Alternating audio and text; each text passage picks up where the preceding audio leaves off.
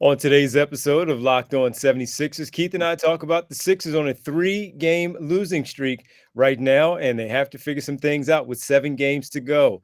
Are we worried? Should they be worried? We'll get into it all next right here, Locked On 76ers. You are Locked On 76ers, your daily Philadelphia 76ers podcast. Part of the Locked On Podcast Network, your team every day.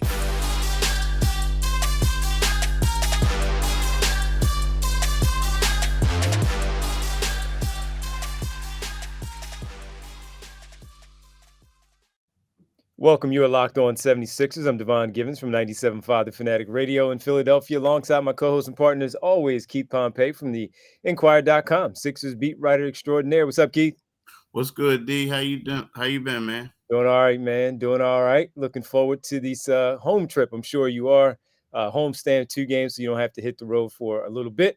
But first, we got to thank everybody for making Locked On 76ers your first listen every day. Remember, Locked On 76ers is free and available on all platforms, including right here at YouTube at Locked On 76ers. We got to talk about the 76ers with the injury report and how things are, kind of recap some things from the game on Monday night and what took place in the loss where the reserved Sixers fought back and really made a valiant effort in the end. But first, Keith, we need to start with the conversation that has really taken over everywhere, and that is the MVP thing. It's funny because we've talked about it, you and I, and we really said we didn't want to get into much about it, but we have talked about it as Embiid has emerged as the favorite.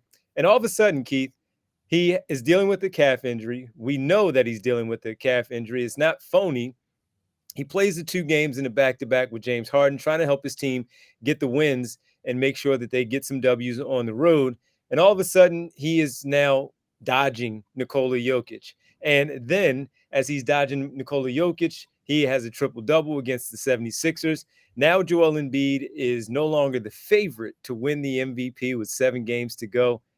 What is happening here? It's kind of crazy, right? One game. I think the optics just look bad. The fact that he played against those other 2 teams and he didn't play against this team, and it is always like the narrative. Me personally, I feel like he did enough to win the award. And yeah, Jokic had a triple-double. He played well, but it's hard to base what he did against that in that game. You know what I mean? Like, you expect without Harden, just about anyone who's on that caliber, MVP type of player would dominate as well, right? But I mean, here's the thing: it just looks bad. I mean, we all talk about it. We know what's going on. Like we talked about it beforehand that we knew Joel was going to miss games. But if you're somebody who didn't know anything and you didn't discuss it, it's just bad optics right now. You understand what I'm saying? And I think that this goes back and forth. Now, I find it hard to believe that all of a sudden Embiid was the runaway front runner to now Nikola Jokic is the front runner because Embiid didn't play. And again, there's 100 voters out there. I'm wondering who these people are just saying he's no longer the front runner. You know what I mean? Yeah. Yeah, because it's wild, man. If it was the Detroit Pistons and he decided to sit, understanding that there's no MVP candidate for the Detroit Pistons, with all due respect, you know what I mean? It's just bad optics. Would we be saying the same thing?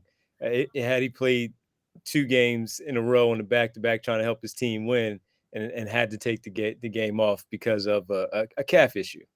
It's just like, I mean, and I get what you're saying. It's just bad optics. The thing is, wherever you have something and people start getting a little bit of doubt, it's just, you understand what I'm saying? It's just a little bit. And what you're doing is you're giving people a platform to say things for it. Now, the thing is, we don't know. Like, the problem is nowadays is when we talk to these teams and they do stuff, they're saying left calf tightness. What is that? Like, real rap. Well, what's left calf tightness? I wake up in the morning, I might get a Charlie horse, and then my calf is tight the rest of the day. So what is it? You know what I mean? So, like, sometimes you feel as if, like, if you be extremely transparent and say what it is and people know it, then they might say, he couldn't play. But if you just come out and say he has left calf tightness and then he just played in a back-to-back a couple days before, then people will start saying, man, is it really the calf? What's wrong with him?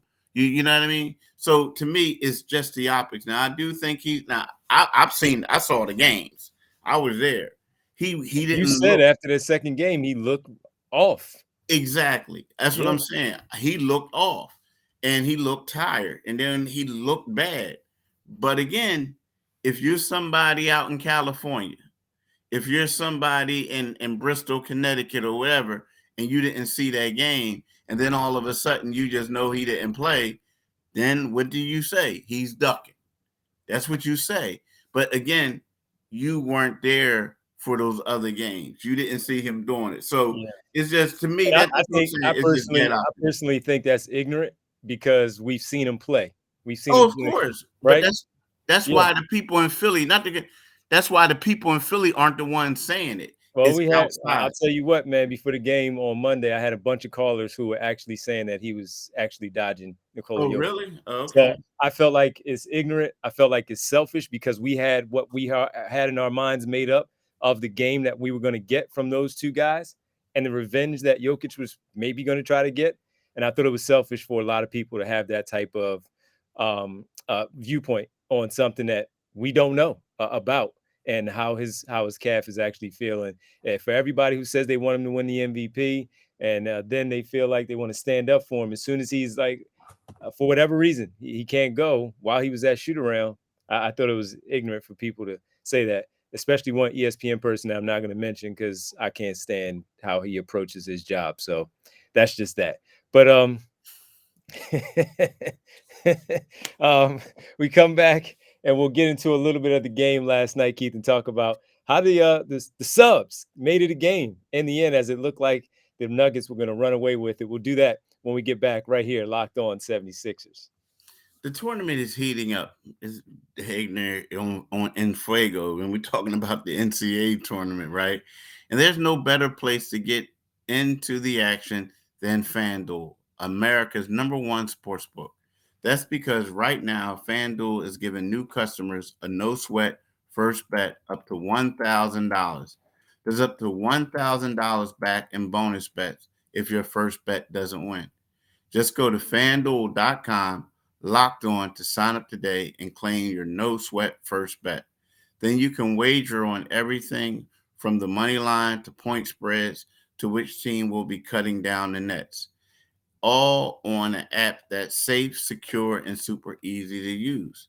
So don't miss your shot at no sweat first bet up to $1,000 when you join FanDuel today.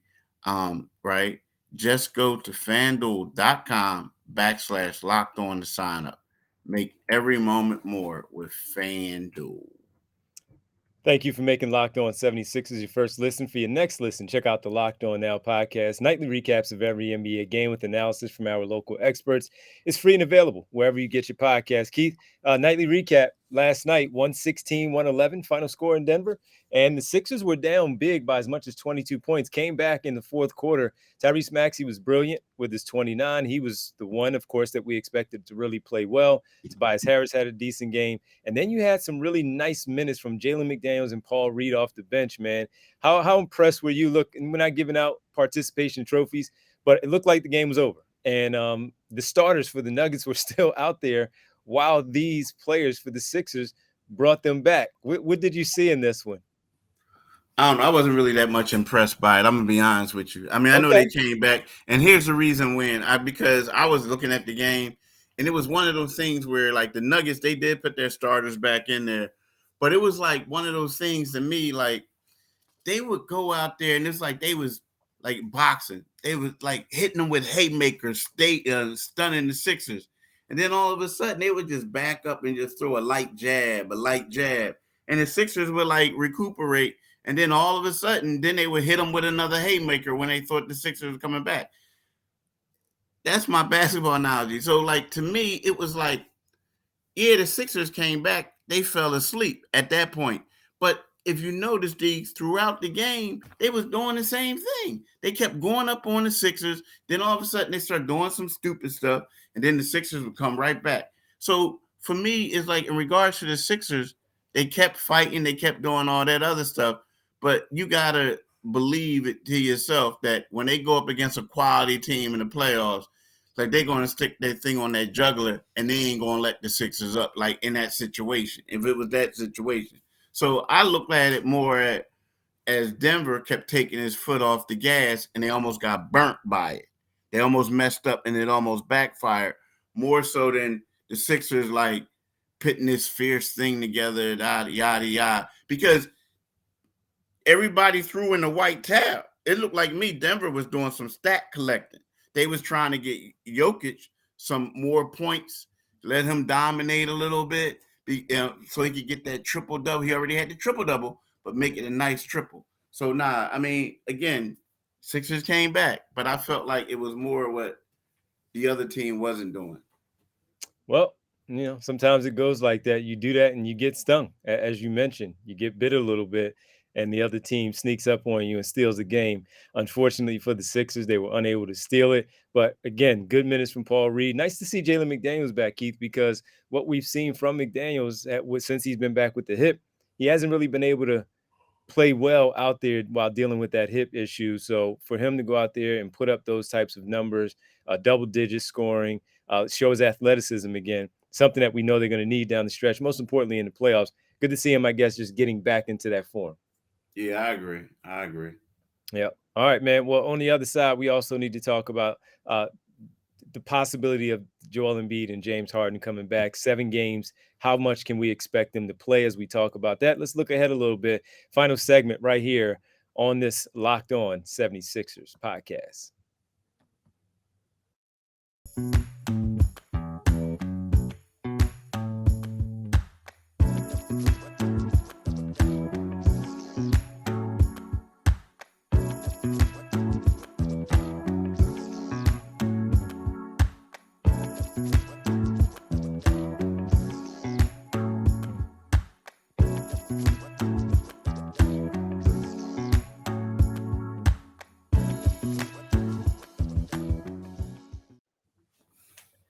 Welcome back. Locked On 76ers. That's Keith Pompey. I'm Devon Givens. All right, Keith, what's the likelihood, man, since you've been on this trip with them, both Joel Embiid and James Harden were on the trip. Embiid with a phenomenal performance against the Golden State Warriors with his 46 in the game, 46, 47 in the game. Unfortunately, lost again for them, but the big numbers, 28 and 10 against the Phoenix Suns. Another loss now, 3 in a row for them as they come home for 2 to take on the Toronto Raptors on Friday. But first up, the Dallas Mavericks on Wednesday. Keith, what are the chances, the likelihood? Is this going to be a game-by-game thing? Joel Embiid is always questionable. But with James Harden and Joel Embiid, is this a game-by-game thing now going forward? I would like to base it off of what Doc Rivers said 2 nights ago. But at the same time, he's been saying a lot of stuff, right? But the thing is, let's keep it real. He was saying like James Harden, he thinks that is a possibility he could come back. He's not sure about Joel. So I think that Joel may take the night off depending on how he feels. And I think that we could possibly see James. I thought we were going to see James the last game. James looked good. I think I told you he had that dunk. He did everything.